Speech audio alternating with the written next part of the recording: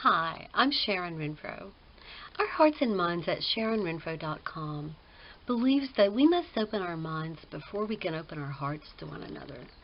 A fundamental idea to an alternative way to understand the psychology of relationships. This means that thinking is the key to successful, long-term, meaningfully connected, sustainable relationships. Today's video applies the 3 steps of thinking to the relationship issue of conflict in relationships. Now, I will briefly define each step of thinking, followed by an example of how to apply that step of thinking to the issue conflict in relationships. Hopefully, that will help you to begin to learn how to use thinking in your relationships. Now, the first step of thinking is to research, and that means that we gather objective and pertinent information. Number 1, conflict is the intentional imposition of one's will onto another person. Number 2, conflict is one of 4 behavioral strategies that are adaptive under certain circumstances when the emotional system assesses for a threat to the individual in the relationship. Number 3, at birth, everyone begins this lifelong process of balancing the need to be an individual and the need to be in a relationship. Both needs are required for survival.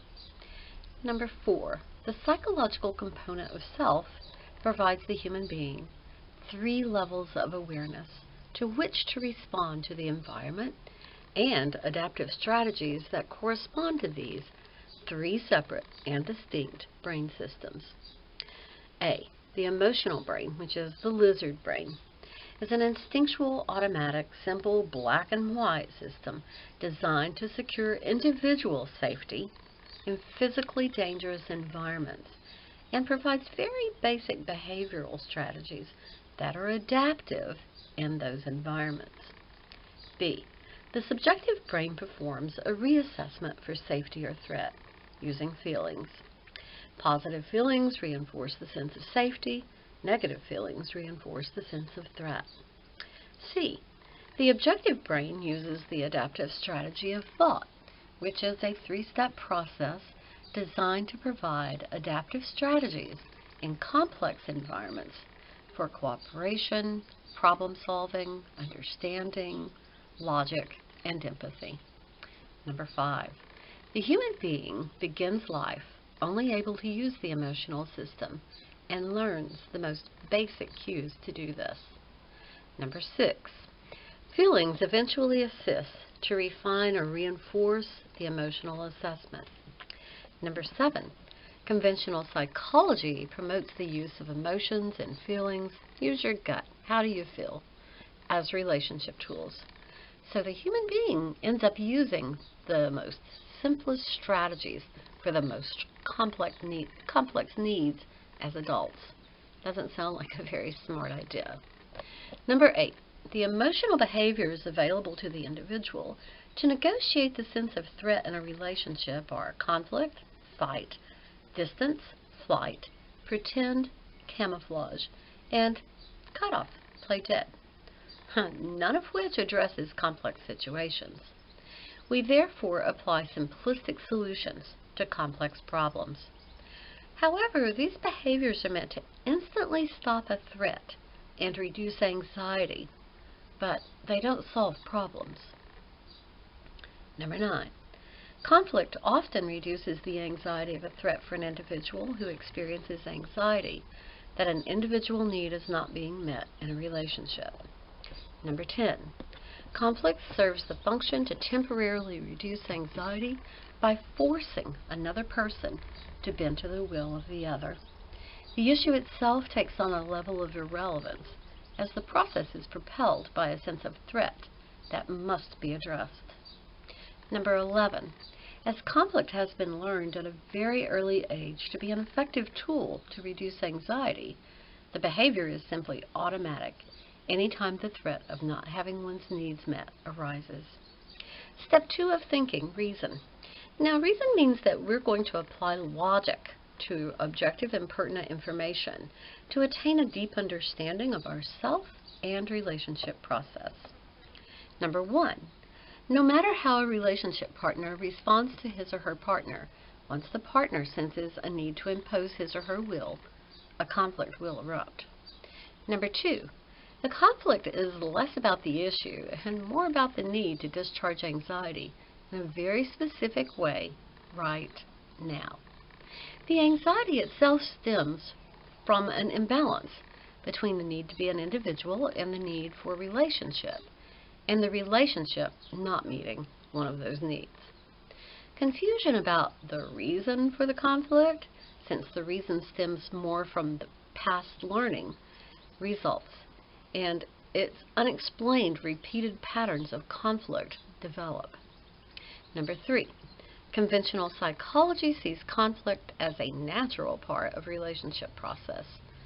From an alternative perspective, conflict is a misuse of an adaptive strategy that is far too simplistic for the complexity of an adult relationship. Number 4. Conflict provides a short-term strategy, very short-term, just to reduce anxiety now from a perceived threat. It returns a person to a false, sense of safety because there has been no resolution of whatever the problem is. Step 3 of thinking is reflection, and that's the consideration of both partners to reach some sort of a resolution. It involves looking into the future for the long-term consequences. It involves empathy for the other person and understanding. It involves self-respect and respect for others. It's the highest level of thinking. It has the most effective adaptive strategies for the human being. Number 1, identify the circumstances that lead to an imbalance in the need to be an individual and the need for a relationship. Number 2, as anxiety begins to build, identify the behaviors you use to construct the conflict. Nagging, blaming, finding fault. What cues do you pick up on to push the conflict forward? Number 3, what alternative explanations would account for what is happening? How might the relationship partner view what is happening? Number 4, what does conflict do for you? How is it helpful? How long does the benefits last? What unintended damage occurs? How would you like to handle the problem instead? Number 5, what is so important to you about forcing your relationship partner to bend to your will? How does forcing another person into something affect your long-term relationship? How does conflict imbalance your relationship partner's need to be an individual and the need to be a self? Number 6, continue to ask yourself questions. Look for patterns to emerge. Number 7, journal. Talk to your relationship partner. Let him or her know about this internal process and what you're actually trying to achieve.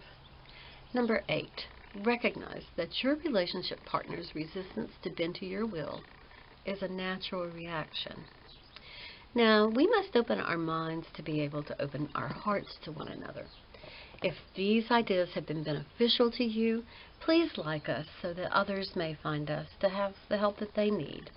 Also, you may find information and in-depth discussion of these ideas in our free podcast series, Our Hearts and Minds, The Psychology of Relationships, at SharonRenfro.com or Castbox.